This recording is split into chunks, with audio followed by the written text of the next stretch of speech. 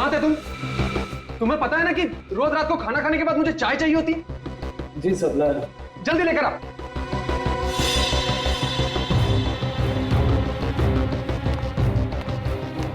कभी कभी तुम्हें क्या हो जाता है दीपक? तुम्हें पता है ना कि गुस्सा करते हुए तुम बिल्कुल अच्छे नहीं लगते।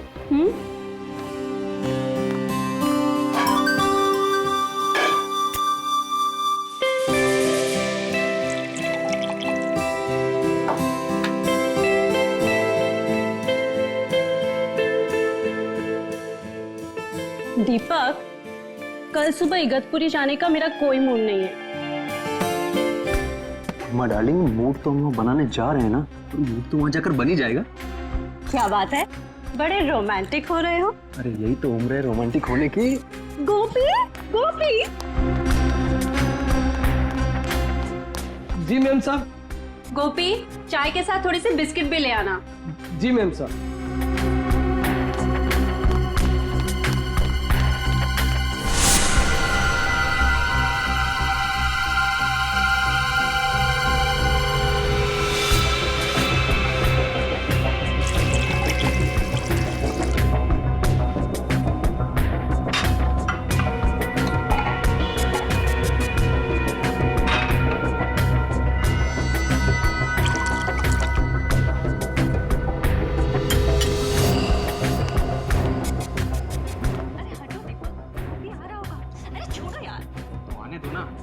शादी की है मैंने तुमसे, कोई भगा के थोड़ी लाया हूं। हटो हटो, छोड़ो।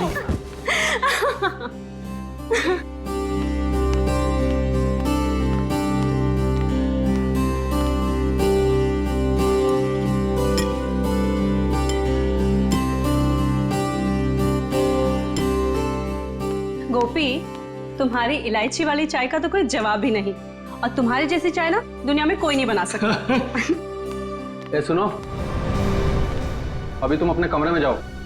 कल सुबह में जल्दी उठा देना, हमें 6 बजे निकलना है। जी सर। जाओ।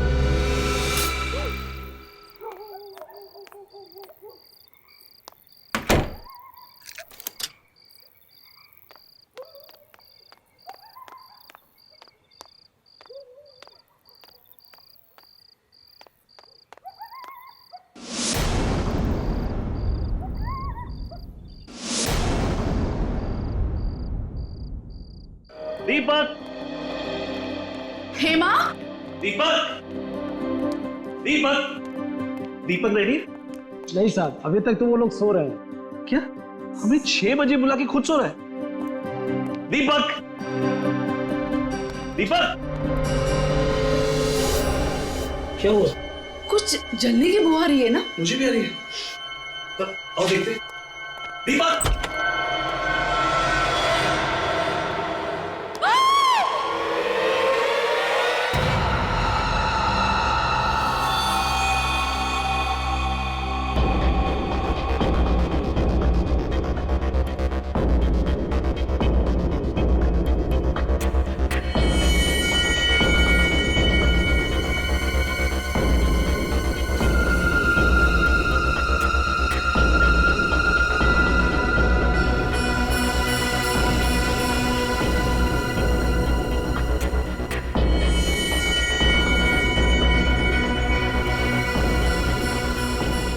निखिल, सर। जरा उस सर्वेंट गोपी को बुलाओ। सर।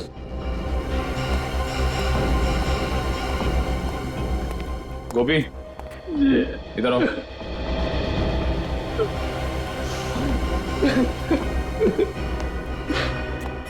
सुनो, जरा अंदर चलो। सर।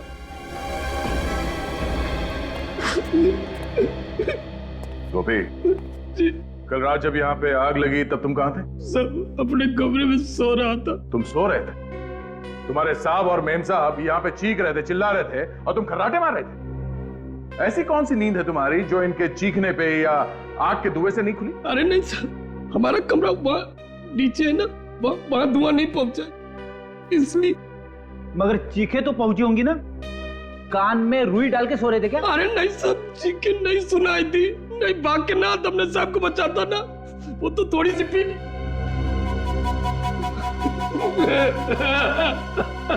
शर्म आनी चाहिए तुम्हें। अगर तुम शराब के नशे में नहीं होते तो शायद तुम्हारे साहब और मेम साहब आज जिंदा होते। अच्छा, कल रात यहाँ पे और कौन कौन था? नहीं नहीं, कोई और नहीं था, हम सिर्फ 3 लोग थे यहाँ पे। आखिरी बार कब मिले तुम अपने साहब और मेम साहब को?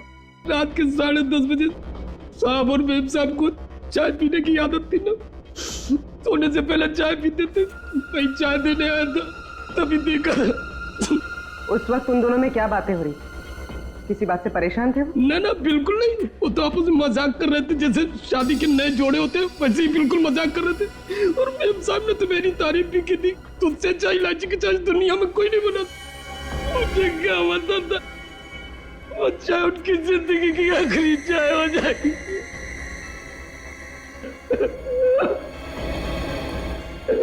कमाल है, इस कमरे में आग लगी पर पलंग और गद्दे के अलावा यहाँ पे और कुछ नहीं जला। पर सर, जब दीपक और हेमा आग में जल रहे थे वो चुपचाप सोते रहे। वो चीखे क्यों नहीं, चिल्लाए क्यों नहीं, यहाँ से भागे क्यों नहीं? पर कहीं ऐसा तो नहीं कि पहले दोनों को मार के बेड पे सुला दिया और बाद में आग लगा दी? अब ये तो डॉक्टर सालों के ही बताएंगे कि मार के सुलाया है या सुला के मारा है।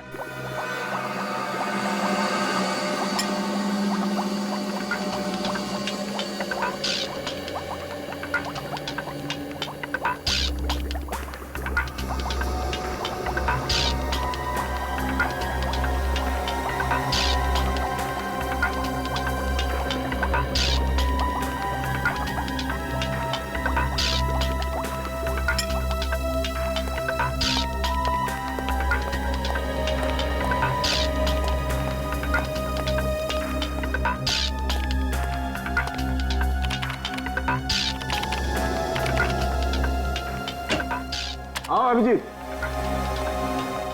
भाई, तुम लोगों का अंदाजा एकदम सही था। ये दीपक और हेमा वाकई इस हालत में नहीं थे कि अपने आप को आग से बचा सके। मतलब दोनों जख्मी थे? नहीं ब्रेडी, जख्मी तो कतई नहीं थे, क्योंकि ना तो इन दोनों के शरीर पर गोली का निशान था, ना किसी चाकू का निशान था, और ना ही किसी और तरीके की चोट का निशान था। तो फिर इन्होंने अपने आप को बचाने की कोशिश क्यों नहीं की? गैरी हैथर की वजह से। गैरी हैथर? ये क्या है डॉक्टर साहब? पूर्वी एक किस्म का केमिकल होता है जो अधिकतर एनेस्थीसिया या बेहोश करने की दवाइयों में मिलाया जाता है, और वही गैरी हैथर मुझे इन लोगों की चाय में मिला। ओह, तो जब आग लगी थी तो दोनों बेहोश थे? बिल्कुल, इसलिए बेचारे ना तो चिल्ला सके और ना ही भाग सके। हाँ, आओ बताता हूं।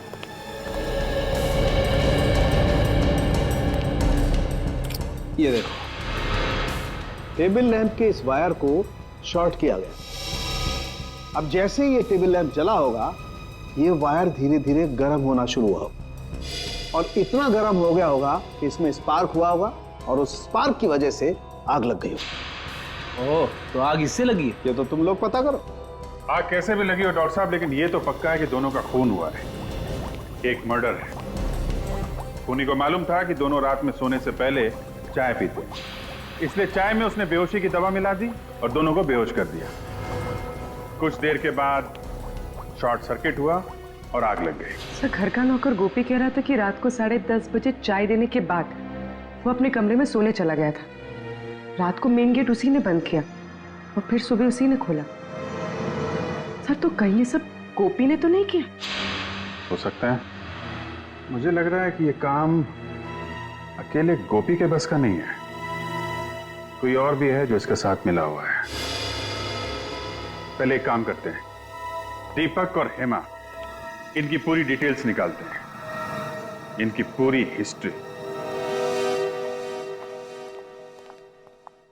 जी हाँ, वो सारी डिटेल्स मुझे जल्दी से जल्दी चाहिए। थैंक यू सर, ये रही दीपक की जन्म कुंडली। Very good. पिछले 6 महीनों में उस पर 2 बार हमला हो चुका है, पर किस्मत से वो दोनों बार बच निकला। और दोनों बार जब इस पे हमला हुआ तो ये मीटिंग के लिए अकेला जा रहा था। सर, अगर ये कोई बिजनेस से रिलेटेड दुश्मनी होती फिर तो उसे दीपक के पार्टनर मनीष को भी अपना निशाना बनाना चाहिए, सिर्फ दीपक ही क्यों? वही तो हैरानी की बात है सर। ये दीपक और मनीष हमेशा साथ साथ जाते थे मीटिंग करने के लिए, पर जिन 2 दिनों में दीपक पे हमला हुआ 7 मार्च और 14 मई को, तब मनीष उसके साथ नहीं था। मनीष कैसे साथ होता? दीपक की मौत से सबसे ज्यादा फायदा होगा मनीष को, और दीपक के घर बिना रोक टोक कौन आ जा सकता है? मनीष। दीपक सोने से पहले चाय पीता था, यह बात किसको मालूम होगी? गोपी और मनीष को। सर, दीपक मेरा बिजनेस पार्टनर ही नहीं बल्कि मेरा दोस्त था। दोस्त नहीं बल्कि मेरे भाई जैसा था। अगर दीपक तुम्हें इतना ही प्यारा था तो उसका खून क्यों करवाया तुमने? क्या कह रहे हैं आप? मैं दीपक को क्यों मरवाऊंगा? 7 मार्च और 14 मई को जब दीपक मीटिंग्स के लिए जा रहा था, तब उस पे जानलेवा हमले हुए थे या नहीं? जी हुए थे। और दीपक के साथ तुम हर मीटिंग में जाया करते थे। जी। तो फिर इन 2 मीटिंग्स में तुम दीपक के साथ क्यों नहीं गए? शायद मेरी किस्मत अच्छी रही। तुम्हारी किस्मत अच्छी नहीं, बल्कि ये दोनों हमले तुम्हें करवाए। लेकिन सर, मैं ऐसा क्यों करवाऊंगा? क्योंकि दीपक के मरने से सबसे ज्यादा फायदा तुम्हें होने वाला। ये सारा बिजनेस तुम्हें मिल जाता, तुम इसके अकेले मालिक बन जाते। वो तो दीपक नहीं मरता तब भी मैं मालिक बन जाता। क्या मतलब? देखिए, दीपक इस बिजनेस से परेशान हो चुका था और उसने ये बिजनेस छोड़ने का फैसला कर लिया था। क्यों? आइए मेरे साथ।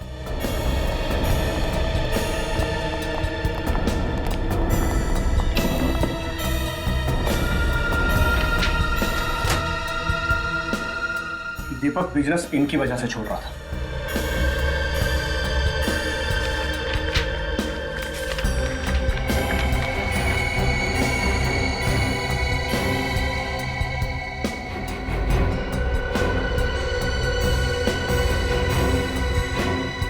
ये तो धमकी भरी चिट्ठियां है। ये चिट्ठियां कौन भेजता था? पता नहीं सर, है कोई गुंडा जो हर महीने हमसे 5 लाख रुपए मांगता था और कहता था अगर पैसे नहीं दोगे तो 5 लाख टुकड़े कर दूंगा। तुमने पुलिस में रिपोर्ट नहीं लिखवाई? नहीं सर, दीपक इन चीजों की परवाह नहीं करता था और वो इस दादागिरी के सख्त खिलाफ था, और मुझे भी वो पैसे देने से मना करता था। ये चिट्ठियां आती कैसे थी? कभी गाड़ी के कांच पर लगी हुई मिलती थी तो कभी ऑफिस के दरवाजे के नीचे मिलती थी। अरे साहब, आप लोग ये क्या कह रहे हैं? साहब की चाय में बेहोशी की दवा क्यों मिलाऊंगा आखिर मैं? ताकि दीपक और हेमा सोते रहे, कमरे में लगी आग से वो खुद को बचा ना पाए। इतनी घिनौनी हरकत तुम सपने में भी नहीं कर सकते। और साहब के साथ नमक हरामी करने से पहले हम अपनी जान न दे देते।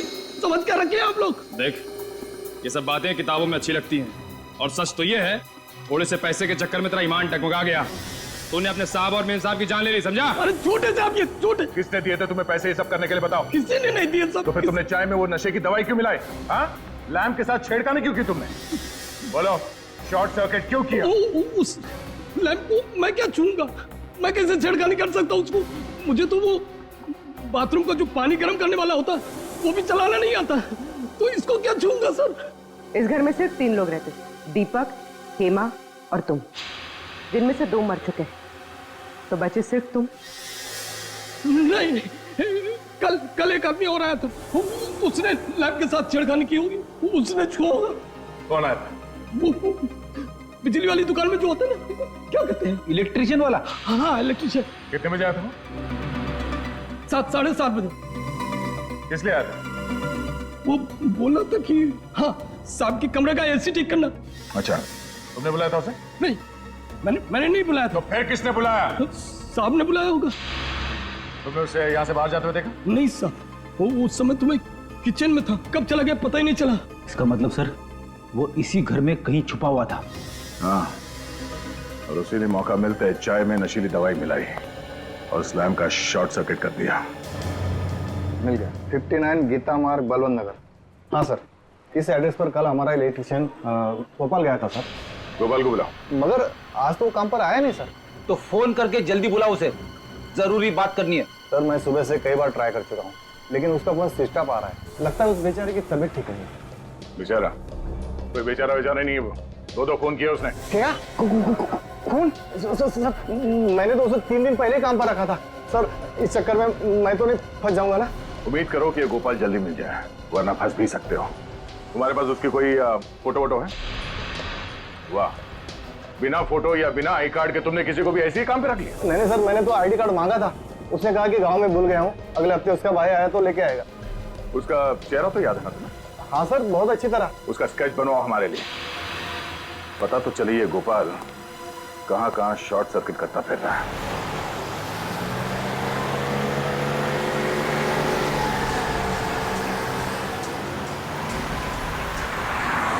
सर उस इलेक्ट्रिशियन ने बहुत लंबी चौड़ी प्लानिंग की दीपक और हेमा को मारने।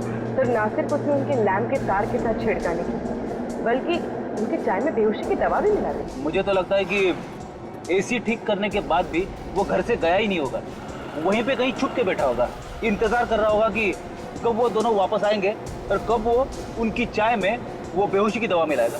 पर यह बात तो सिर्फ दीपक का नौकर गोपी ही जानता था कि उन दोनों को रात में चाय पीने की आदत है। सर मुझे तो लगता है ये गोपी भी इस जुर्म में शामिल है, क्योंकि सर बिना किसी अंदर वाले की मदद के ये गुनाह कर पाना थोड़ा मुश्किल लगता है सर। गुनाह किसी अंदर वाले ने किया है या किसी बाहर वाले की मदद से किया गया है, ये तो स्केच की पहचान होने के बाद ही पता चलेगा। हाँ श्रेया, अच्छा उस इलेक्ट्रिशियन का स्केच है हमारे क्रिमिनल रिकॉर्ड में? क्या नाम है उसका? ओके ठीक, हाँ बोलो।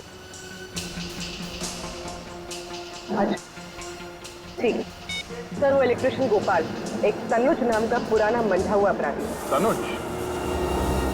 और वो धमकी भरे खत, उसका कुछ पता चला? हाँ सर, उन पे लगे हुए इंग्लिश के निशान बताते कि वो रंगा नाम के मुजरिम थे। सर इस रंगा का भी पुराना रिकॉर्ड है, बिल्डर्स बिजनेसमैन वगैरह को धमका के पैसे लेते। तब ये तनुज रंगा के लिए काम कर रहा है। और सर रंगा ने शायद उन दोनों को इसीलिए मरवा दिया क्योंकि दीपक ने उसे पैसे देने से इनकार कर दिया। लेकिन सर हम इस रंगा तक पहुंचेंगे कैसे, क्योंकि हमारे पास इसका कुछ अता पता भी नहीं है। निखिल, चूहे को बिल से बाहर निकालने का सबसे अच्छा तरीका क्या है जानते हो? क्या है सर? चूहे के बिल के बाहर रोटी का टुकड़ा फेंको और आराम से बैठ के तमाशा देखो। इस रंगा नाम के चूहे को बाहर निकालने के लिए रोटी खिलाएगा मनीष, दीपक का पार्टनर मनीष।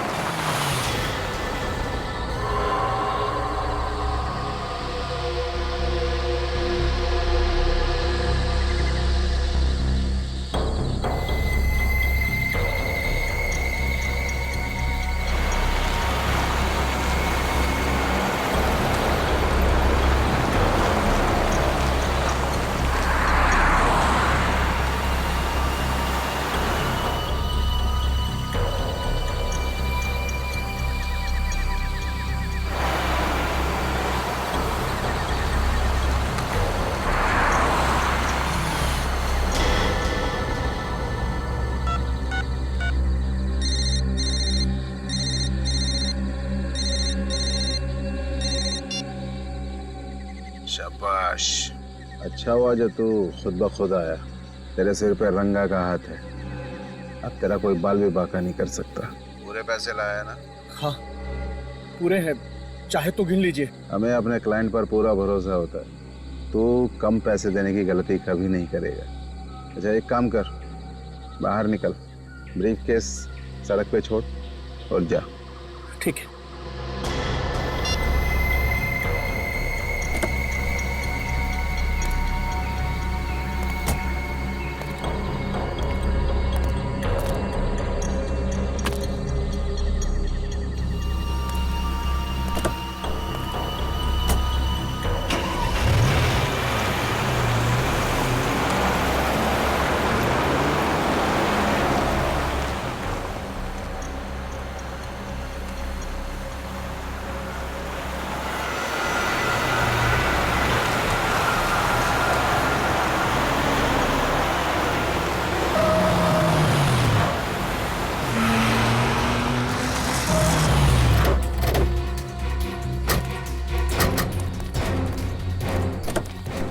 निकल।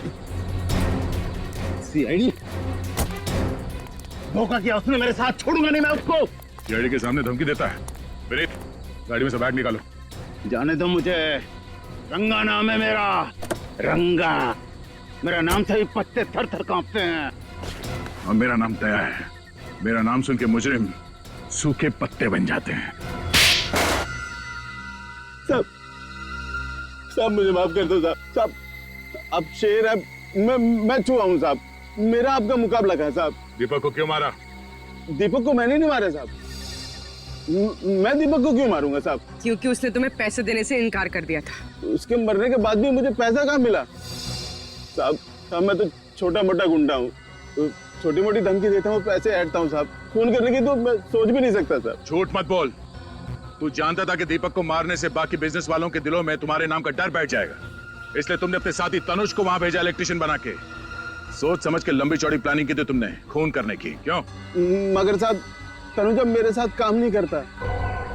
एक महीना हो गया उसे मेरी गैंग छोड़े हुए। तो फिर ये तनुज किसके साथ काम करता है? मुझे नहीं पता साहब। हाँ, वो कह रहा था कि वो अपनी खुद की गैंग बनाएगा साहब। कहीं इस दीपक की मौत के पीछे इस तनुज की गैंग का हाथ तो नहीं है?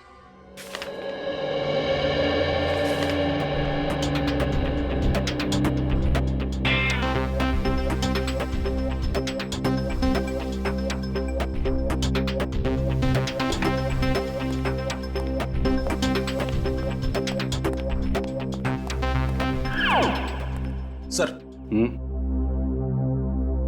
आपने कभी कबड्डी खेली है? कबड्डी? कबड्डी? हाँ, कॉलेज के दिनों में तो बहुतों को चित किया हमने। पर ये सवाल पूछ क्यों रहे हो? कुछ मैच वैच होने वाला है क्या? अरे नहीं नहीं सर, दरअसल बात यह है कि तनुज को लेकर मेरे दिमाग में कुछ सवाल आपस में कबड्डी कबड्डी खेल रहे हैं, और जब तक उन सवालों के जवाब मुझे मिल नहीं जाते तब तक मेरी सांस अटकी रहेगी। अच्छा, चलो बताओ, कौन से सवाल हैं जो तुम्हारे पेट में उछल कूद रहे हैं? पहला सवाल तो ये कि अगर तनुज रंगा की गैंग में है ही नहीं तो फिर उसने ये जुर्म क्यों किया?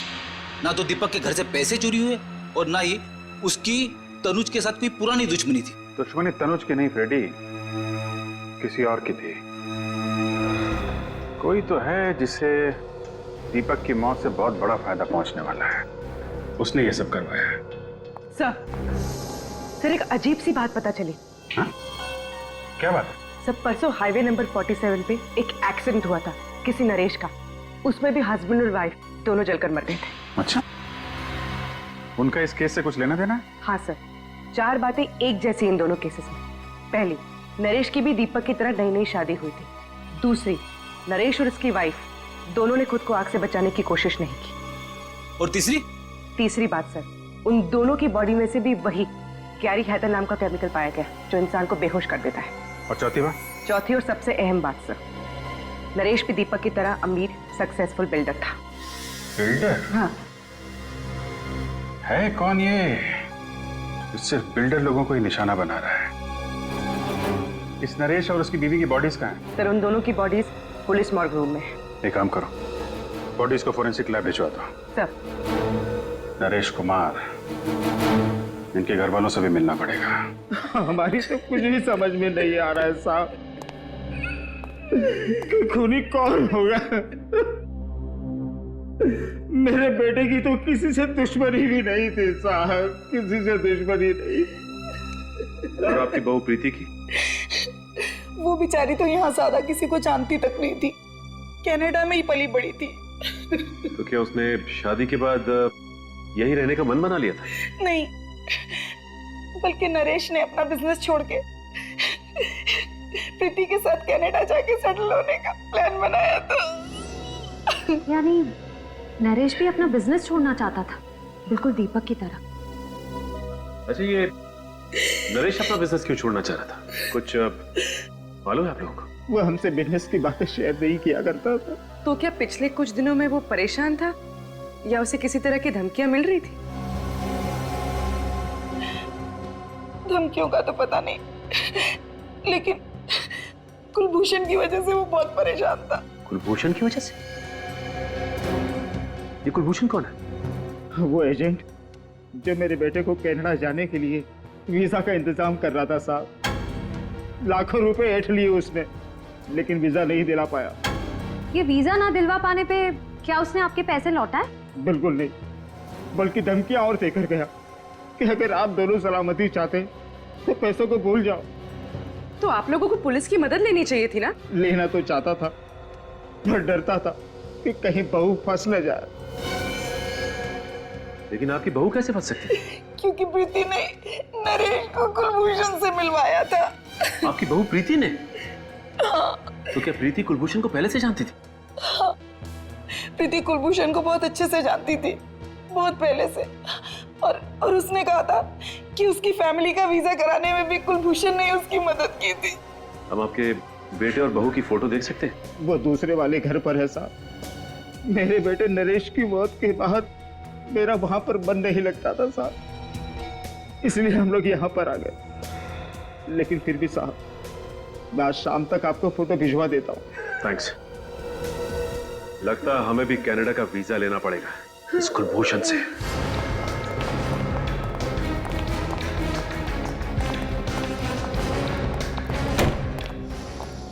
संभाल के भाई।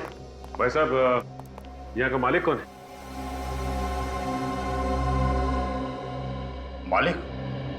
मालिक तो आपके सामने खड़ा है। तो आप हैं कुलभूषण? कुलभूषण मेरा किराएदार था जी, आज ही दुकान खाली करके चला गया। कुलभूषण चला गया? अरे चला क्या गया जी, मैंने उसे निकाल दिया। बहुत शिकायत थी उसके खिलाफ कि वो शराफत की आड़ में बहुत गैरकानूनी काम करता है।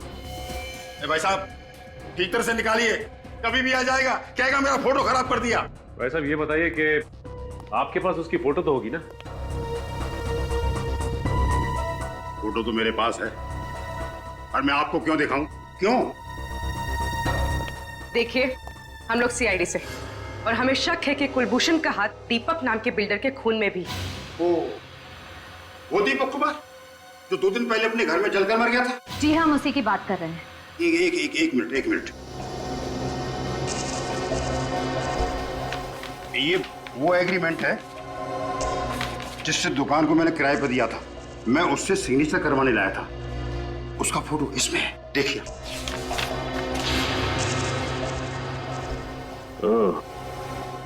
ये है कुलभूषण। सर, लगता है ये दीपक भी इस कुलभूषण के चंगुल में फंस गया था, विदेश जाने के लालच में। अब दीपक के परिवार वाले ही बताएंगे इस कुलभूषण का इतिहास। आप ठीक कह रहे सर, कुलभूषण ही वो एजेंट था जो दीपक को वीजा देने वाला था। मतलब वीजा दिया नहीं दिया, पैसे भी पूरे ले लिए। जब भी हम लोग फोन करते यही कहता, आज दूंगा, कल दूंगा, यही कह के हमें बेवकूफ बनाता रहा। दीपक ने तो बोल भी दिया था कि 1 हफ्ते में वीजा बना के दे देना, नहीं तो पैसे लौटा देना, नहीं तो हम पुलिस में कंप्लेन कर देंगे। फिर क्या हुआ? हमने अपना बेटा खो दिया। अच्छा, अब दीपक को धमकी वाली चिट्ठियां आती थी, इसके बारे में कुछ मालूम है आप लोगों को? नहीं, दीपक ने इसके बारे में कुछ नहीं बताया हमें। अच्छा, इस कुलभूषण को कैसे जानते थे आप लोग? हम नहीं जानते थे, हमारी बहू हेमा अच्छी तरह से जानती थी, उसी ने हमें मिलवाया था। पर हेमा तो बाहर पली बड़ी है, तो वो कुलभूषण को कैसे जानती थी? मुझे नहीं मालूम। नरेश को कुलभूषण से मिलवाया उसकी बीवी प्रीति ने, और दीपक को मिलवाया हेमा ने। और सर, हेमा और प्रीति दोनों ही कुलभूषण को अच्छी तरह से जानती थी, विदेश में पली बड़ी होने के बावजूद। लगता है प्रीति और हेमा दोनों का आपस में कोई ना कोई कनेक्शन है।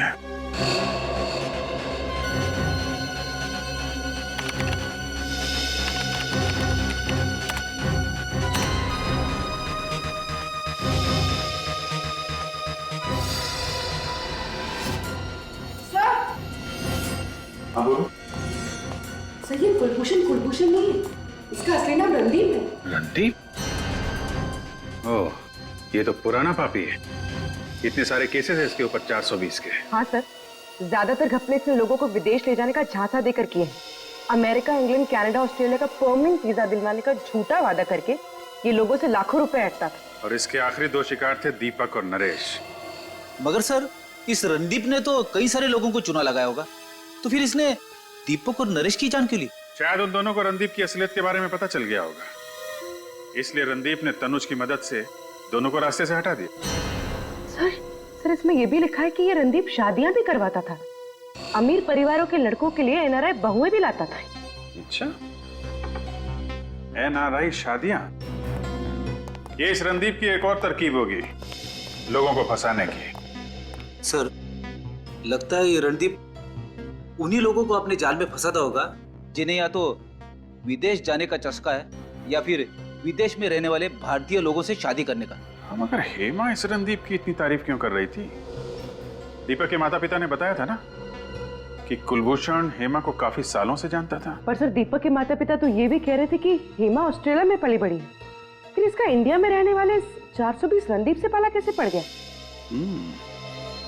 और नरेश के माता पिता भी कह रहे थे कि उनकी बहू प्रीति काफी सालों से कुलभूषण को जानती थी। सर, इस रणदीप ने पहले हेमा और प्रीति को अपने जाल में फंसाया और फिर उनके जरिए दीपक और नरेश को अपना शिकार बनाया।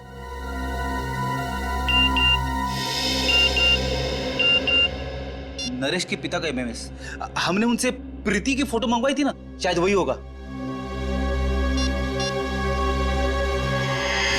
हाँ सर, ये प्रीति है। सर ये तो हेमा है। ये इसका मतलब हेमा और प्रीति दोनों एक ही हैं। ये क्या चक्कर है?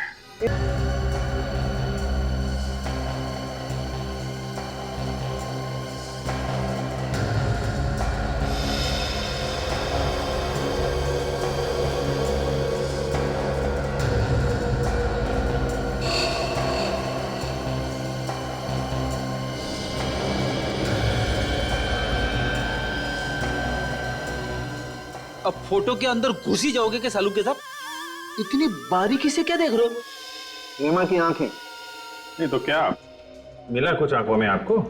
ढूंढ रहा हूं अभिजीत। मैं ये पता करने की कोशिश कर रहा हूं कि हेमा को हेड्रोक्रोमिक इरिडोसाइसिलिया नाम की बीमारी थी या नहीं।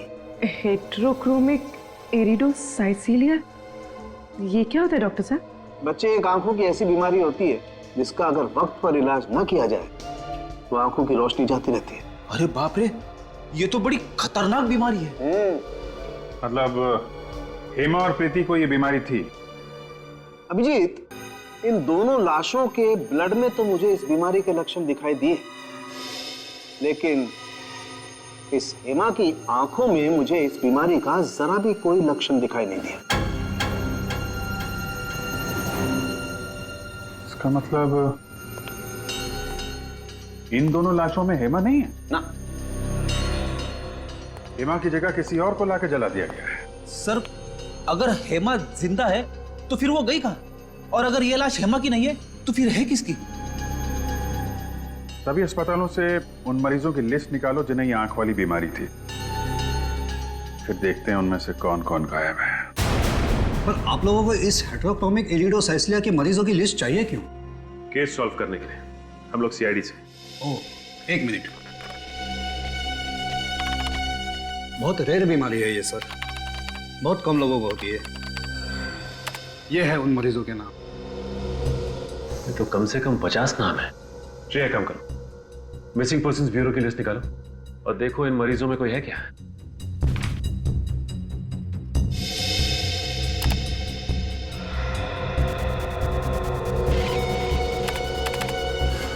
सर, आभा का नाम है इसमें। सर, गौरी का भी है। एक की उम्र 24 साल और दूसरे की 26। ये देखो, दोनों की हाइट 5 फुट 3 इंच, बिल्कुल हेमा के जितनी।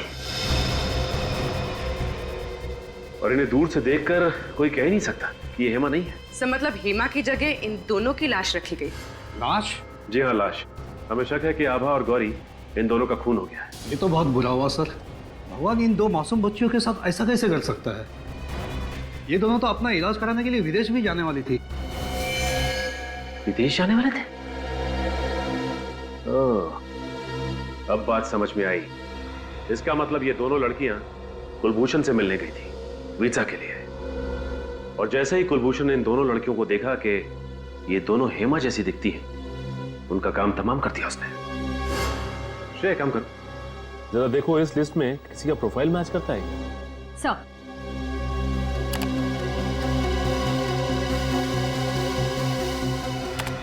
सर सर है, ये पूनम, इसकी प्रोफाइल हेमा के प्रोफाइल से मैच करती है। तो इसका मतलब पूनम की जान भी खतरे में है। सर ये रहा बंगला नंबर 23। सर पूनम यहीं रहती है।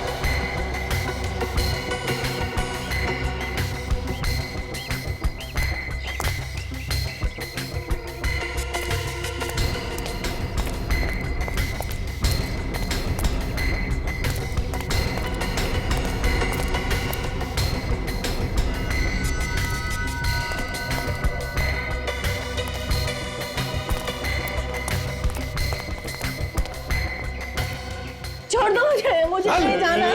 प्लीज मुझे छोड़ दो, मुझे नहीं जाना कहीं। छोड़ दो। तो रणदीप और तनुज है। चल अंदर बैठ। ये तो पूनम को जबरदस्ती लेके जा रहे हैं। लगता है एक और अमीर आदमी को मारने का प्लान है। चल अंदर बैठ।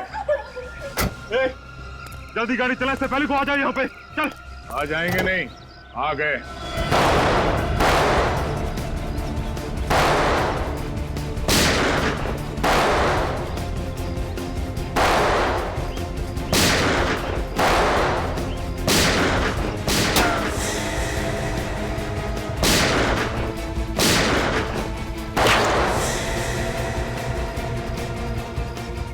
विनीत, कवर करो मुझे। Yes sir.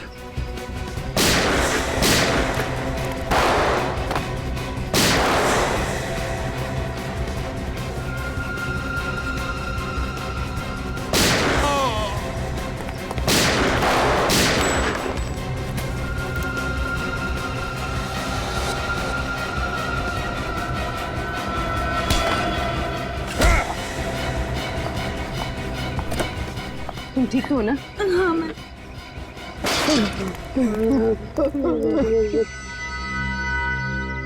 मेरी भतीजी, वो चुन चुन कर अमीर लोगों को फंसा कर शादी करते और मैं उन्हें वीजा का लालच देकर लाखों रुपए ऐंठ लेता था। और जब तुम लोगों को महसूस हुआ कि ये मुर्गी और सोने के अंडे नहीं देगी, तो तुम लोगों ने दो खून कर दिए, एक लड़के का और उन मासूम बेचारी लड़कियों का जिन्हें आंखों की बीमारी है। हा? ये सब रणदीप का प्लान था। मैं तो सिर्फ सुपारी लेकर खून करता हूँ। तुम्हारा अगला शिकार कौन है? हा? और किसका करने वाला है? गौरव कौन? मशहूर बिजनेसमैन गौरव विक्रांत। वो इस वक्त हेमा से शादी कर रहा है। कहाँ है ये शादी? ये शादी कहाँ है?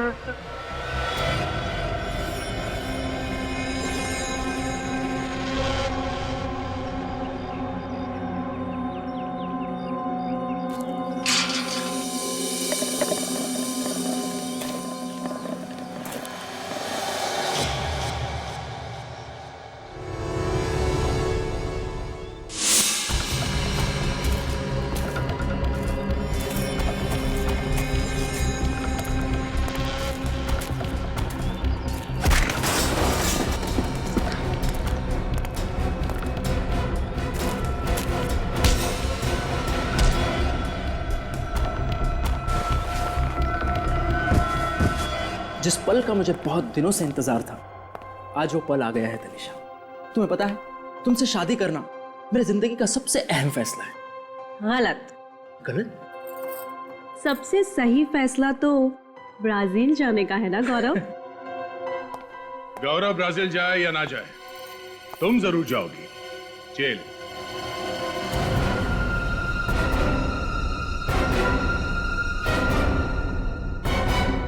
जेल? आप लोग मेरी बीवी को जेल में डालेंगे? सिर्फ जेल में ही नहीं डालेंगे, बल्कि आपकी बीवी को बड़े सम्मान के साथ फांसी के फंदे पर चढ़ाएंगे। तनिषा, ये सब लोग क्या कह रहे हैं? तनिषा नहीं, हेमा और प्रीति। क्यों, और भी बहुत सारे नाम है ना तुम्हारे। जाने दो मुझे, वरना अगले 5 सेकंड में इस कबूतर का भेजा फर्श पे पड़ा होगा। तनिषा, ये क्या कर रही हो तुम? तुम मुझ पर गन डाल रही हो? अपने पति को जान से मारोगी तुम? सॉरी गौरव, वैसे भी तुम्हारी जीवन रेखा कम थी, लेकिन अब सीआईडी के आने से और कम हो गई है। 1 2 3 4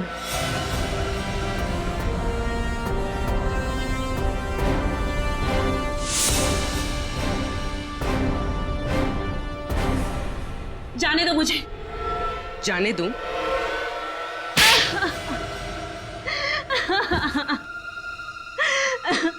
हम जानबूझकर वही परिवार ढूंढते जिन्हें एनआरआई बहू चाहिए थी, और फिर उन परिवारों का विश्वास जीतकर उनके साथ विश्वासघात करते हो तुम लोग।